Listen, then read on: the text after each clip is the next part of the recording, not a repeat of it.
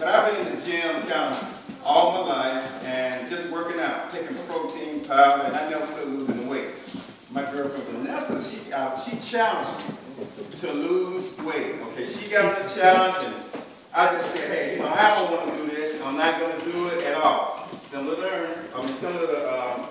to Derek, I wanted to keep peace. So I said, okay, I'll take the shake. So I started taking the shake, and what I did was from February 1st to March the 2nd, I said, I'm going to see how much I can lose. Now, I've been going to the gym. I lost 22 pounds. Hey! Then after I lost the 22 pounds, I said, well, maybe I can make a little money. Got in on Wednesday last week.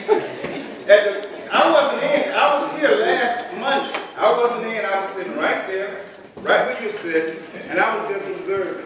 I said, well, I'll do it. So I got in on Wednesday, and on Thursday, something great happened. I became a brand new rising star, and I'm excited. Hey!